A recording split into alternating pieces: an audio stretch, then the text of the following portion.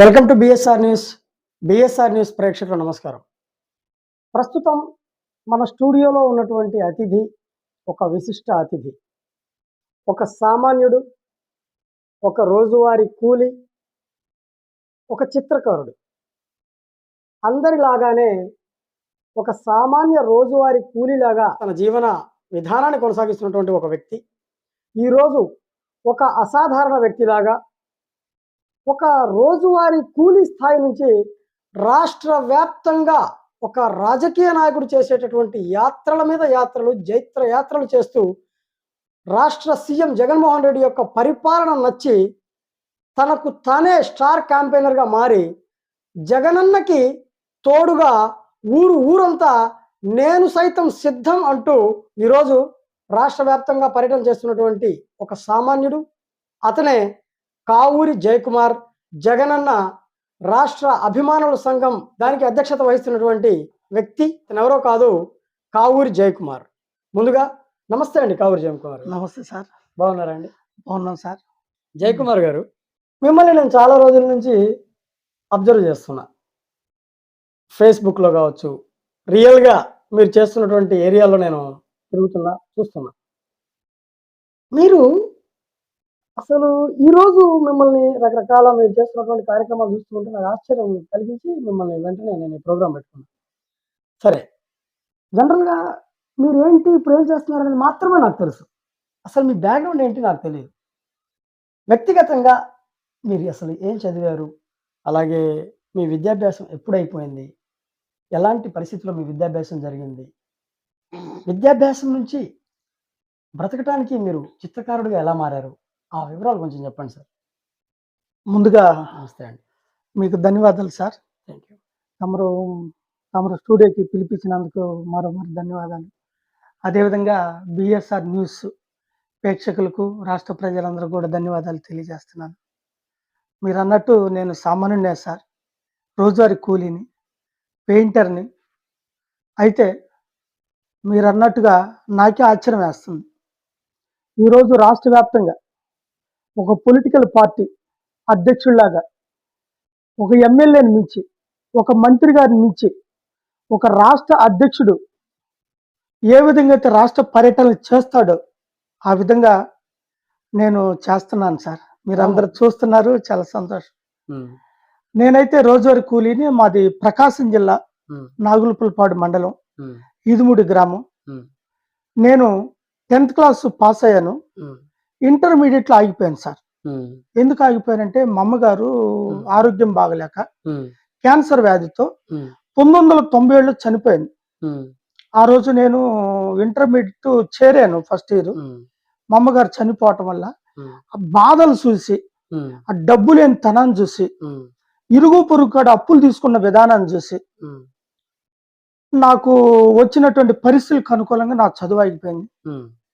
అలా ముందుకు వస్తున్న క్రమంలో నేను ఎన్నో రాజకీయ పార్టీలు చూశాను. అయితే ఏ రాజకీయ పార్టీకి కూడా ఎప్పుడు నేను జెండా పట్టుకొని తిరిగిన సందర్భం లేదు. గత పాలకులకు ఓట్లయితే వేసాను కాబట్టి అందరిలాగా ఓటు ఉండే వ్యక్తినిగా వేసాను, కానీ ఈ రకంగా ప్రచారాలు చేసిన సందర్భం లేదు.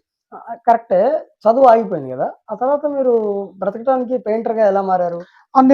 నాకు ఆర్టిస్ట్ సార్. మొదటి బోర్డులు, బ్యానర్లు రాస్తా ఉంటాను. 1995లో నాకు హైదరాబాద్ లో నేషనల్ అవార్డు విన్నర్ని. ఇది పెయింటింగ్ లో అంటే బొమ్మలు వేయటం, చిత్రలేఖనం అంటారు కదా, చిత్రకారుడిగా. అది 1995లో మన రవీంద్ర భారతిలో, హైదరాబాద్ రవీంద్ర భారతిలో అప్పటి మాజీ ముఖ్యమంత్రి గారు కోట్ల భాస్కర్ గారు రావాల్సిన కార్యక్రమం ఉంటదానికి నాకు చిన్న వయసు అన్నారు. అప్పుడు వేరే వాళ్ళు వచ్చి, పెద్దలు వచ్చి ఇచ్చారు. ఆ స్ఫూర్తితో నేను పెయింటింగ్ రంగంలోకి వెళ్ళిపోవటం జరిగింది. అదే మీ కెరీర్ అయింది? నా కెరీర్, నా లైఫ్ స్టైల్ కూడా. నాకు విజయవాడలో ఇస్మాయిల్ గారు అని మన ముసల్మాన్ గారు మా ఊరు వచ్చి పెయింటింగ్ చేస్తుంటే, ఆంతును చూడటం వల్ల నువ్వేమైనా ఆర్టిస్ట్ అవుతాయిందంటే మీరు దగ్గరికి తీసి అవుతానే అంటే ఆంతును నన్ను విజయవాడ తీసుకెళ్ళాడు ఇస్మాయిల్ గారు. ఇప్పుడు కూడా నా గురువు. నాకు ఈ రోజు భోజనం దొరుకుతుందంటే ఇస్మాయిల్ గారి పుణ్యం.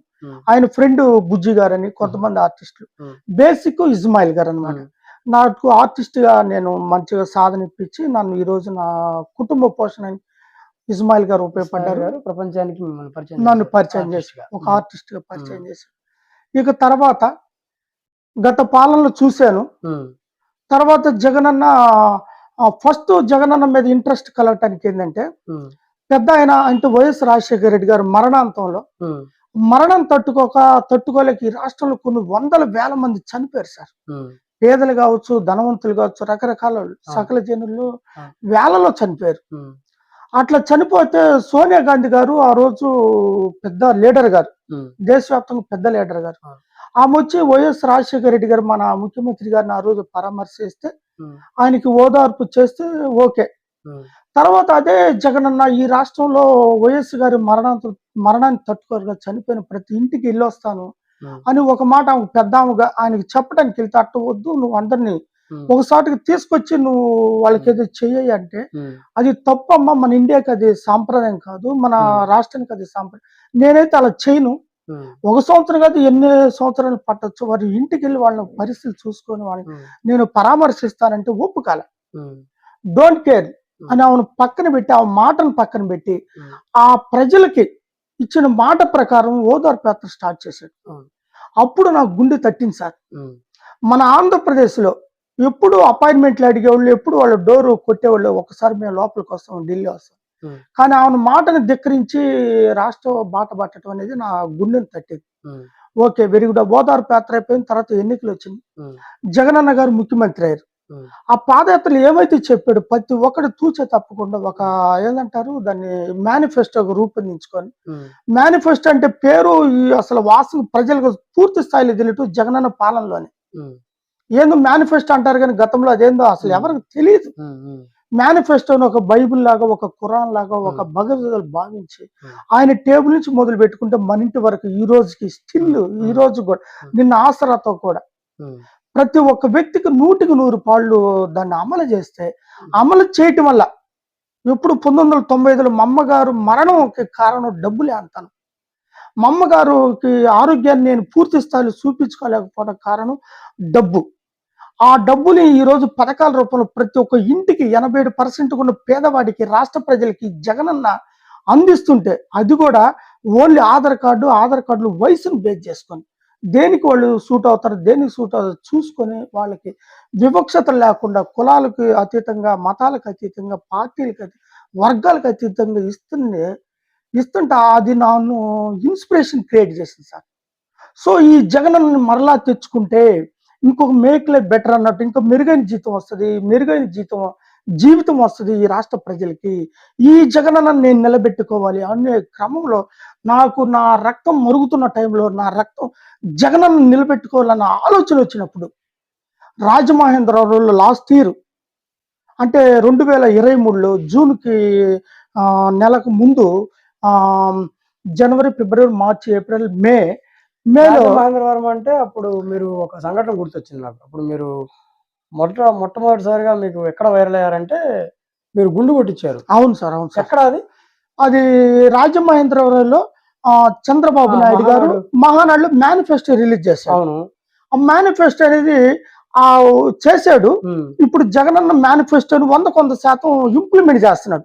మళ్ళీ డూప్లికేట్ మేనిఫెస్టో, అబద్ధాల మేనిఫెస్టో, మోసపూరిత మేనిఫెస్టో, గత పాలనలో చెప్పిన మాటలు నెరవేర్చని వ్యక్తి ఒక మోసపూరిత నాయకుడు మేనిఫెస్టో రిలీజ్ చేస్తే ఇది ప్రతి ఇంటికి వెళ్ళకూడదు, ప్రతి గడప టచ్ చేయకూడదు, అది అంతమైపోవాలి అని నిరసనగా నేను విజయవాడ నడిబొడ్డులో గాంధీనగర్ ప్రెస్ క్లబ్ ముందు వేల మంది సమక్షంలో ట్రాఫిక్ ఆగిపోయిన సమక్షంలో నేను శిరోమణం చేశాను సార్. ఎందుకంటే ఈ రాష్ట్రంలో ఉన్నటువంటి కొంతమందికి అంటే అతను దగ్గరకు ఉండే వాళ్ళకి బినామీలకు తప్ప ఏ రోజు పేదవాడి పొట్ట చూడనోడు, పేదవాడి లక్ష్యాలను ఎరగనోడు, పేదవాడి అభివృద్ధిని ఎరగనోడు చంద్రబాబు నాయుడు ఒక మేనిఫెస్టో తీసుకొస్తే జగనన్న మంచి పాలన డిస్టర్బ్ చేయాలని, మళ్ళీ ప్రజలను మాయ చేయాలని వస్తే అది కాదు అని నేను రోజువారీ కూలి, నేను పెయింటర్ అయినా సరే ఆ చంద్రబాబుని ఎదుర్కోవడానికి శిరోమణంతో వచ్చాను సార్. అది గమనించినందుకు చాలా సంతోషం సార్. అదే ఆ రోజు చూసాను, ఇతన్ని పట్టించుకుందాం, ఒకసారి పిలుద్దాం స్టూడియోగా, అప్పుడే అనుకున్నాం, కుదరలేదు. చాలా సంతోషం. సరే, ఆ తర్వాత నుంచి మీరు ఇక స్పీడ్ పెంచారు. ఆ తర్వాత ఆ శిరోమణం అయిపోయింది. కొన్ని పేపర్లను మీడియాలో రావటం జరిగింది. ఇది మీడియాలోకి రావటం అనేది కాదుగా నా ఉద్దేశము.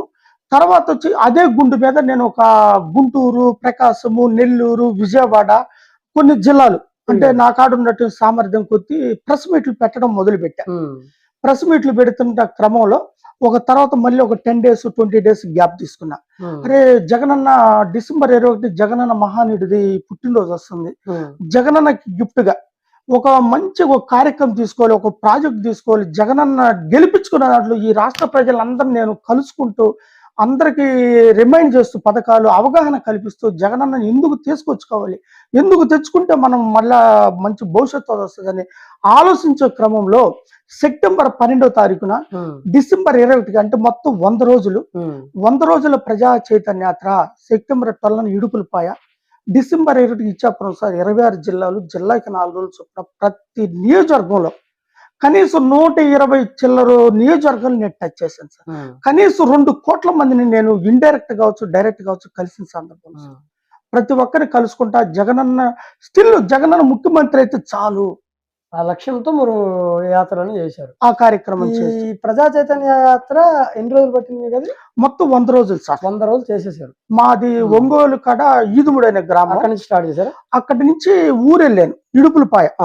పెద్దాయన గారి ఘాటు కాడికి వెళ్ళాను ఇడుపులపాయ, వైఎస్ఆర్ ఇడుపులపాయ. అక్కడ స్థానిక లీడర్స్ ని ప్రజాప్రతినిధులు కలుసుకొని అక్కడి నుంచి స్టార్ట్ అయినటువంటి సెప్టెంబర్ 12 స్టార్ట్ అయినట్టు మార్నింగ్ 11 o'clock అంటే జగనన్న పాదయాత్ర 11 o'clock స్టార్ట్ అయింది. నేను కూడా 11 o'clock స్టార్ట్ చేసి అటు 26 జిల్లాలు 100 రోజులు. డిసెంబర్ 20 ఇచ్చాపురం పైలాన్ వరకు జగనన్న సంకల్ప పాదయాత్ర పైలాన్ అక్కడ వరకు విజయస్తూపం చేరుకోవడం. అప్పుడు అంటే రాయలసీమ జిల్లాలు కావచ్చు, పెన్నా నది కావచ్చు, తుంగభద్ర కావచ్చు, గోదావరి కావచ్చు, కృష్ణా నది కావచ్చు, ఈ నదులు ఊర్లు దాటుకుంటూ వెళ్ళిపోయాను సార్. దాటుకుంటూ వెళ్ళిపోయాను. 4వ తారీఖు 5వ తారీఖున మిచాంగ్ తుఫాన్ వచ్చేసి ఆ తుఫాను కూడా ఛేదించుకొని నేను ఇచ్చాపురం వెళ్తాను. యాత్రలో అక్కడే ఉన్నాను వైజాగ్. అక్కడ ఎమ్మెల్యే గారు తిప్పల నాగిరెడ్డి గారు ఆయన పర్యవేక్షణలో ఆయన గెస్ట్ హౌస్ ఇచ్చాడు. గెస్ట్ హౌస్ లో ఉంటుంది జరిగింది. వాళ్ళ కుమారుడు గారు దేవన్శ్రీ రెడ్డి గారు ఆయన నాకు అన్ని సౌకర్యాలు చూశాడు. నేను అక్కడ ఉన్నాను. అంటే 4, 5, 6 తారీఖులు 3 రోజులు తుఫాన్. కానీ ఒక ఎన్టీ రామారావు గారికి మనవడయ్యి 15 సంవత్సరాలు ముఖ్యమంత్రికి చేసినటువంటి కుమారుడయ్యి 45 సంవత్సరాల రాజకీయ అనుభవం ఉన్నటువంటి ఒక వ్యక్తికి ఆ కుమారుడై ఆయన ఒక పాదయాత్ర క్రియేట్ చేసుకుంటే అది పూర్తి స్థాయిలో నెరవేర్చకుండా, పూర్తి స్థాయిలో పాదయాత్ర చేయకుండా, పూర్తి స్థాయిలో వెళ్లకుండా వైజాగ్ అవతల విజయనగరం ధరలో పోలేపల్లి అనే ఊర్లో ఆ కిలోమీటర్స్ మొత్తం పూర్తి చేయకుండా, పాదయాత్ర పూర్తి చేయకుండా ఆ కాడు ఎక్కడ పడేశాడు. అంటే ప్రజలంటే నిబద్ధత లేదు వాళ్ళకి, ప్రజలంటే ప్రేమ లేదు, ప్రజల పట్ల ఆలోచన లేవు. వాళ్ళ లక్ష్యమే నేను ముఖ్యమంత్రి కావాలి, మా నాన్న ముఖ్యమంత్రి కావాలి, నేను మంత్రి కావాలి, దట్స్ ఆల్. కానీ ఈ పేదవాడు రోజువారీ కూలి పెయింటర్ ఎక్కడ ఇడుపులపాయ, ఎక్కడ శ్రీకాకుళం 26 జిల్లాలు ప్రతి ఊరు ప్రతి వ్యక్తిని కలుసుకుంటా చిట్ట చివర పైలాన్ కాడికి శ్రీకాకుళం జిల్లా ఇచ్చాపురం చేరుకోగలిగాడు పేదవాడు. ఈ యాత్ర టైంలో మీకు అడ్డంకులు కానీ అవరోధాలు కానీ ఎక్కడ ఎదురు కాలేదా? అంటే జనరల్ గా అవును సార్, ప్రస్తుతం ప్రతిపక్ష పార్టీలన్నీ ఏం చెప్తున్నాయి, ఇక రాబోయేది మా ప్రభుత్వమే, సీఎం జగన్ పని అయిపోయింది, ఇక లేదు, ప్రజల్లో అంతా వ్యతిరేకత ఉందని ప్రతిపక్షాలు ఇంత చెప్తున్నాయి కదా. ఈ టైంలో మీరు ఒక లబ్ధిదారుడిగా, మీరు ఒక వార్డు మెంబర్ కాదు, ఒక సర్పంచ్ కాదు, ఎలాంటి పదవి హోదా మీకు లేదు. అవును సార్. అయినా మీరు యాత్ర చేస్తున్నారు జగనన్న మీద అభిమానంతో. ఇక్కడ ఈ యాత్రలో ఎలాంటి అవాంఛనీయ సంఘటనలు కానివ్వండి మీకు ఎక్కడ ఎదురు కాలేదా? చాలా మంచి మాట సార్. అంటే కష్టం లేదని అంటానికి లేదు, చేరేమని ఒక సంతోషం కూడా ఉంది నాకు. నేను మీరు అన్నట్టుగా వైఎస్ఆర్ సిపిలో చిన్న పదవి కూడా ఏం లేదు నాకు. కానీ జగనన్న అభిమానిగా, జగనన్న ముఖ్యమంత్రి చేసుకోవటం నా ఆలోచన సంకల్పంతో ముందుకు పోతున్నాను. ఈ 26 జిల్లాలు తిరిగేటప్పుడు నాకెక్కడ టీడీపీ కనిపించలేదు సార్. ప్రజల్లో టీడీపీ కానీ, టీడీపీ జెండాలు కానీ, లేదా ప్రజల్లో వ్యతిరేకత నాకు అసలు కనిపించలే. నేను ఏ ఊరు పోయినా గుడ్ మార్నింగ్ గుడ్ నైట్ దాకా, అంటే ఉదయం 6 గంటలకు స్టార్ట్ చేస్తాను, సాయంత్రం 6 దాకా కంటిన్యూషన్. ఏ వర్గాల వ్యక్తులను కలిసి ఉంటారు మీరు? నేను ఎస్సీలు ఇళ్లలోకి పోయాను, వాళ్ళ ఇళ్లలోకి వెళ్ళి ఫీల్డ్ వర్క్ చేశాను. వాళ్ళు చాలా బాగా రిసీవ్ చేసుకున్నారు. తమ్ముడు, బ్రదర్ రా భోంచేయ, టీ తాగయ్యా, ఈ నైట్ ఎక్కడ పడుకోను. ఎస్టీల ఇళ్లలోకి వెళ్ళాను, వాళ్ళ ఇళ్లలో పడుకున్నాను. బీసీల ఇళ్లలోకి వెళ్ళాను. కాపుల ఇళ్లలోకి వెళ్ళాను, వైశ్యాసుల ఇళ్లలోకి వెళ్ళాను, వాళ్ళ ప్రాంతాలు తిరిగి ఎక్కడ కూడా అసలు అంటే వృత్తిపరంగా నేను అడగటం వర్గాలంటే ఇప్పుడు విద్యార్థులు కావచ్చు, అవును. నిరుద్యోగులు కావచ్చు, అవును. రైతులు కావచ్చు, అవును. ఉద్యోగస్తులు కావచ్చు, అలాంటి వారిని కలిసారా మీరు? అందరిని కలిసాను సార్. వాళ్ళలో స్పందన రైతులు అయితే స్పందన పొలాల్లోకి చూసారు? కూడా పోయాను. ఎలాంటి స్పందన ఉంది వాళ్ళలో? వాళ్ళలో అయితే ఈయన వస్తేనే ఇంకా మంచిదయ్యా మాకు, ఎందుకంటే కౌలు రైతు కావచ్చు, రైతు భరోసా కావచ్చు, విద్యుత్ కావచ్చు, వాటర్ సబ్సిడీ కావచ్చు, ఎరువుల సబ్సిడీ ఇవన్నీ చూస్తే ఓన్లీ జగనన్న పాలన నడుస్తుంది. మళ్ళీ గిట్టుబాటు ధరలు కూడా, మద్దతు ధరలు కూడా ఉంది. పంట ఎక్కడన్నా మొన్న తుఫాన్లో కూడా బై మిస్టేక్ కాస్త కొన్ని ప్రాంతాల్లో ప్రకాశం జిల్లా బాపట్ల దెబ్బతింటే, నెల్లూరు దాకా దెబ్బతింటే విత్ ఇన్ సెకండ్ లో మళ్ళీ జగన్ వెళ్ళి పరామర్శ చేసి అక్కడ వాళ్ళు మొత్తాన్ని అలాట్ చేసేసి రైతులు కావచ్చు, పొలిటీషియన్స్ కావచ్చు, అక్కడ ఉన్న యంత్రాంగాన్ని రెడీ చేసి మళ్ళీ ఆ ధాన్యాన్ని విత్ ఇన్ సెకండ్ లో కొనుగోలు చేసిన సందర్భాలు ఉన్నాయి. సో అలాంటి మహానీయుడి కోసం రైతాంగం కావచ్చు, కర్షకులు కావచ్చు, విద్యార్థులు కావచ్చు, ఈరోజు ప్రతి ఒక్క చేతి పని వ్యక్తి ఈరోజు ప్రతి మహిళ జగనన్న పాలన కోసం ఎదురు చూస్తున్నారు సార్. అది నేను కళ్ళార 26 జిల్లాలు 100 రోజులు చూసా. 100% 175 స్థానాలు కొట్టినా గానీ ఆశ్చర్యపడాల్సిన పని లేదు. అంటే వ్యతిరేకత మీకు ఎక్కడ కనిపించలేదు? అసలు నాకు కనిపించలేదు సార్. ఓన్లీ పవన్ కళ్యాణ్ ఒక టూరిస్ట్ కి వచ్చినట్టు, ఒక టూర్ కి వచ్చినట్టు, ఒక యాత్రకు వచ్చినట్టు అతను హైదరాబాద్ నుంచి ఫ్లైట్ లో గన్నవరం వస్తాడు, ఏదో ఒక జిల్లా ఒక పాయింట్ పెట్టుకుంటాడు, ఆయన డబ్బులు తీసుకున్నాడు, ఇంటికి అతను డబ్బులు జనంలోకి పంపించి మీటింగ్లు పెట్టుకుంటాడు, వెళ్ళిపోతాడు. ఏదో సరదాగా చూడటమే కానీ వాళ్ళు బ్యాలెట్ బాక్స్ లోకి వెళ్ళవు. పవన్ కళ్యాణ్ మళ్ళీ భీమవరం ఓడిపోతున్నాడు నేను చెప్తున్నాను, ఎందుకంటే భీమవరం నేను తిరిగే. లోకేష్ గతంలో అతను వార్డు నెంబర్ గా కానోడు, మన పాదయాత్ర కూడా విఫలం అయిపోయాడు. అతని ఎఫెక్ట్ కూడా ఏమి లేదు, అసలు చంద్రబాబు ఎఫెక్టే లేదు. కారణం ఏంటంటే జగన్ అన్న ఇచ్చిన మాటకి కట్టుబడి ఉన్నాడు. పాలన పేదవాడిని టచ్ చేసింది, ప్రతి వ్యక్తిని టచ్ చేసింది, ప్రతి కుటుంబాన్ని టచ్ చేసింది. కాబట్టి రేపు 175 స్థానాలు విజయడానికి మోగింది. ఎందుకంటే 87% ఉన్నటువంటి పేదాంగ జనం, సకల జనులు సిద్ధంగా ఉన్నారు సార్.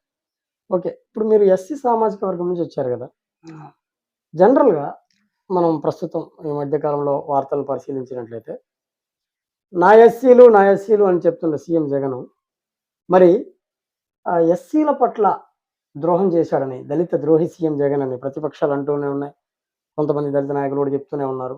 అలాగే దళితుల మీద దాడులు ఎక్కువైపోయాయని, దళితులని ఘోరంగా ఎక్కడ పోయినా అవమానిస్తున్నారని, అలాగే దళితులను చంపి డోర్ డెలివరీ చేసిన సంఘటనలు కూడా ఉన్నాయని చెప్పి ప్రతిపక్షాలు అంటూనే ఉన్నాయి. అలాగే మిమ్మల్ని కూడా చాలామంది సామాజిక మాధ్యమాల్లో మిమ్మల్ని ప్రశ్నించారు, ఏమని, జయకుమార్ గారు మీరు ఇలా చేస్తున్నారు, దళితులకి జగన్ చేస్తున్నటువంటి అన్యాయం మీకు ఈ యాత్రలో కనిపించలేదా, ఎక్కడ చూడలేదా, దళితుల పట్ల ఇంత అన్యాయం చేస్తుంటే నువ్వేందన్నా ఇలా చేస్తా ఉన్నావు మిమ్మల్ని క్వశ్చన్ చేస్తున్నారు. దీని పట్ల మీరేమంటారు? దళితుల పట్ల అన్యాయం. మంచి మాట అడిగారు సార్.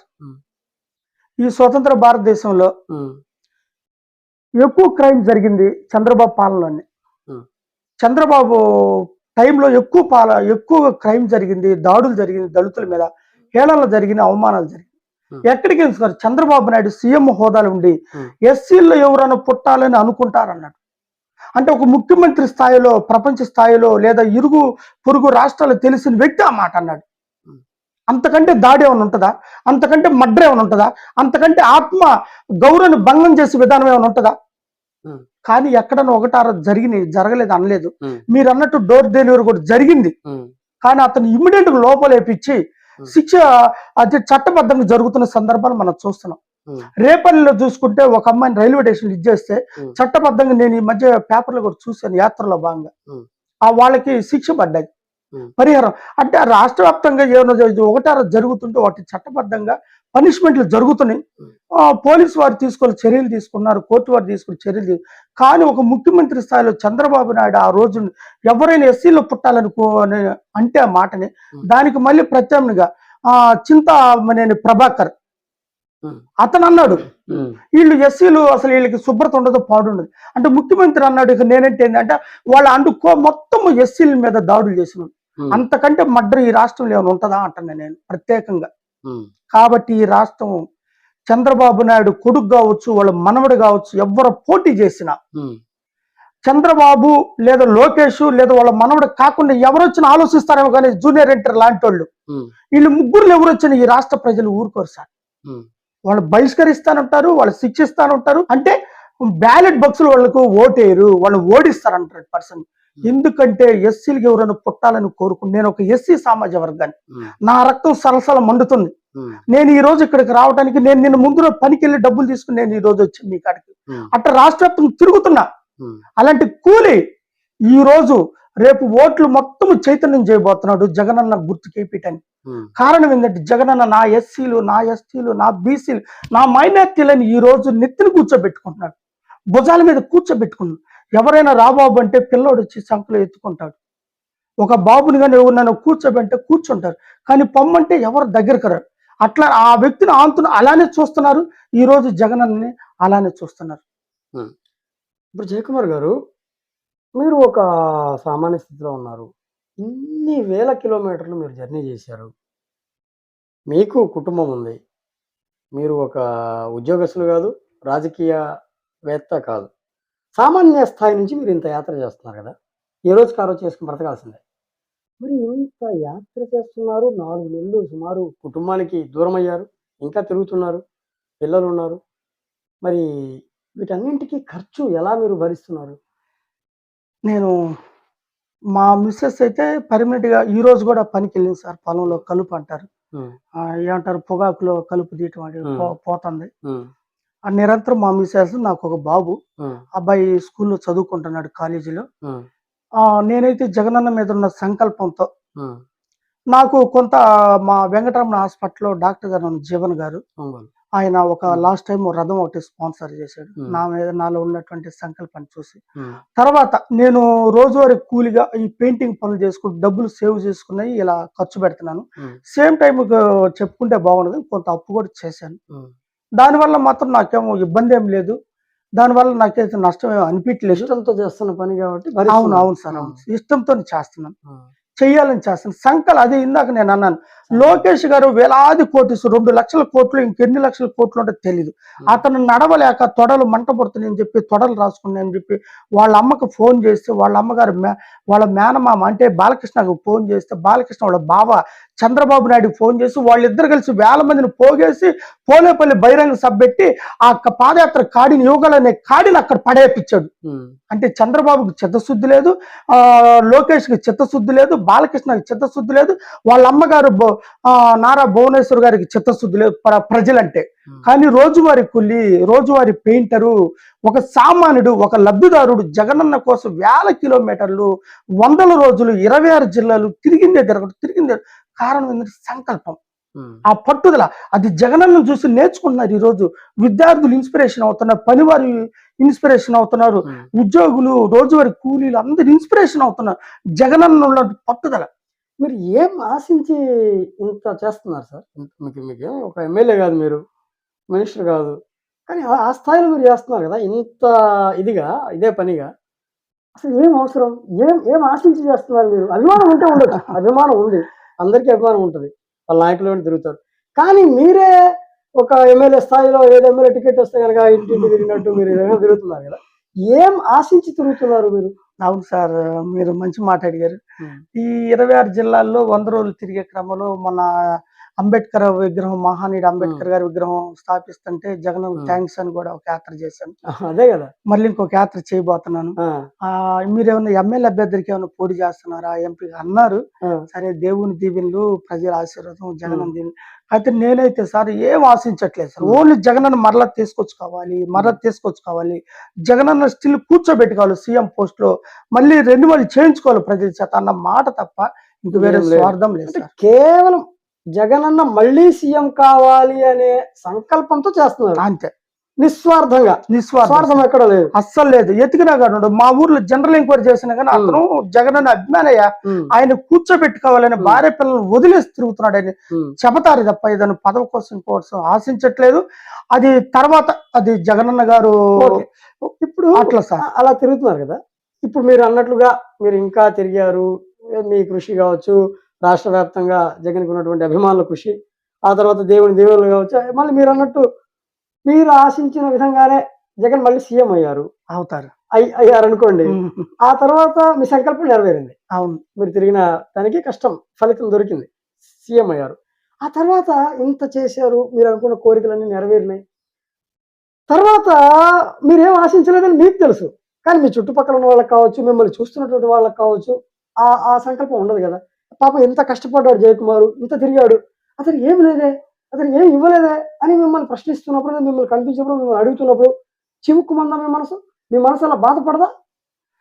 మీరన్నట్టుగా మా బంధువులు కావచ్చు, ఫ్రెండ్స్ కావచ్చు, అప్పుడు కూడా నా సంకల్పం కోసమే కట్టుబడి ఉంటారా? లేకపోతే ఎట్లా? మీలాంటి మేధావులు కావచ్చు, మీరు అనుకున్నట్టు అనుకుంటారేమో గానీ నాకు ఐడియా లేదు. హ్మ్. మా మిసెస్ గాని, నా బిడ్డ గాని, హ్మ్. అయ్యా నీకేదో పెద్ద పదవొచ్చిద్దనో, హ్మ్. లేకపోతే నాకేదో పదవొచ్చిద్దని నేనైతే స్టిల్ ఈ రోజు అలా చేయట్లేదు. హ్మ్.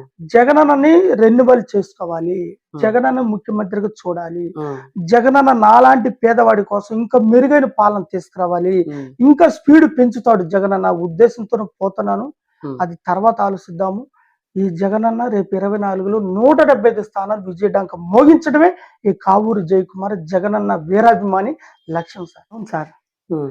మీరన్నట్టుగా హ్మ్. నా లక్ష్యం అయితే 24లో జగనన్న ముఖ్యమంత్రి చేసుకోవడమే. హ్మ్. సరే ముఖ్యమంత్రి అవుతారు. మా హ్మ్. బంధువులు, ఫ్రెండ్స్ మీలాంటోళ్ళు చెప్పినట్టుగా హ్మ్. నీకేదో ఒక పదవి ఇగిపోతాడనేది హ్మ్. అది ఆఫ్ ద రికార్డు. హ్మ్. 24లో జగనన్న ముఖ్యమంత్రికి చేసుకుంటే హ్మ్. ఈ రాష్ట్రంలో ఉండేటువంటి ఎస్సీలు, ఎస్టీలు, బీసీలు, మైనార్టీలు హ్మ్. సుఖంగా ఉండటానికి, వారి పిల్లలు అభివృద్ధి అవడానికి, మంచి ఉన్నత స్థితి వెళ్ళటానికి ఉపయోగపడుతుంది. కాబట్టి ఈ రాష్ట్ర ప్రజలందరూ ఉపయోగం హ్మ్. నా ఉపయోగంగా ఫీల్ అవుతాను. హ్మ్. అది దేవుడు ఇష్టం మీద ఉంటది. హ్మ్. జగనన్న దీవెనల మీద ఉంటది. ఎందుకంటే ఒక మాట చెప్పాడు. హ్మ్. నేను ఇది చేస్తాను చెప్పినందుకే పాదయాత్రలో ఆ మాటలు విని 151 సీట్లు ఇస్తే హ్మ్. అవి అమలు చేసినందుకు ఇంకా రెట్టింపు ఇవ్వాలిగా. హ్మ్. ఇవ్వబోతున్నారు రేపు 175 స్థానాలు. హ్మ్. అవి చూడటానికి నా పని, నా పోరాటం, నా ఆరాటం, హ్మ్. మోసపూరిత విధానం, హ్మ్. గ్రాఫిక్లు చూపించే విధానం, డమ్మీ ప్రభుత్వ విధానం, దళారీ ప్రభుత్వ విధానం, మధ్యవర్తిత్వాన్ని, హ్మ్. బ్రోకరేజాన్ని తో నడిపినటువంటి పాలన అంతమొందించడము, హ్మ్. అలాంటి రాక్షసు పాలన, దుష్ట చతుష్టం పాలన అంతమొందించడం జయకుమారు లక్ష్యము. జగనన్న తీసుకొచ్చుకోవటం అంతిమ లక్ష్యం. లక్ష్యం. అంతిమ లక్ష్యం సార్. ఇప్పుడు ప్రస్తుతం నెక్స్ట్ ఏంటి మీ యాత్ర ఏంటి? నెక్స్ట్ నేను జనవరి 4వ తారీఖే కార్యక్రమం స్టార్ట్ చేయాలి. హ్మ్. కొన్ని టెక్నికల్ ప్రాబ్లమ్స్ చెప్పానుగా, రోజువారీ ఆగిందా? కూలింగ్ కొంచెం హ్మ్. చిన్న చిన్న ప్రాబ్లమ్స్ ఉన్నాయి. హ్మ్. అది 2, 3 రోజులు క్యూర్ అవబోతుంది. మళ్ళీ ఇదే ఫిబ్రవరిలోనే నేను ఒక 2, 3 రోజుల డేట్ కూడా అనౌన్స్ చేస్తాను మీ అందరి సమక్షంలో. మళ్ళీ శ్రీకాకుళంలో, ఇచ్చాపురంలో హ్మ్. వైఎస్ఆర్ పాదయాత్ర విజయస్తూపంతో హ్మ్. మళ్ళీ ఇడుపులపాయ, హ్మ్. ఇటు నుంచి అటు మళ్ళీ. హ్మ్. ఇడుపులపాయలో పెద్దాయన గారి ఘాటు, వైఎస్ రాజశేఖర్ ఘాటు వరకు 26 జిల్లాలు, జిల్లాకు 2 చొప్పులన హ్మ్. ఈ దుష్ట చతుష్టం హ్మ్. మా అక్క, మా షర్మిలక్క, హ్మ్. కాంగ్రెస్ ఈ రాష్ట్రానికి చేసిన ద్రోహం మనందరం చూసాం. కాంగ్రెస్ ఈ రాష్ట్రాన్ని మట్టి కలిపింది. కాంగ్రెస్ ఈ రాష్ట్రానికి ఎంతో ద్రోహం చేసింది. అట్లాంటి కాంగ్రెస్ ని పాతి పెట్టారు, పాతాళంలోకి తొక్కారు ఈ రాష్ట్ర ప్రజలు. హ్మ్.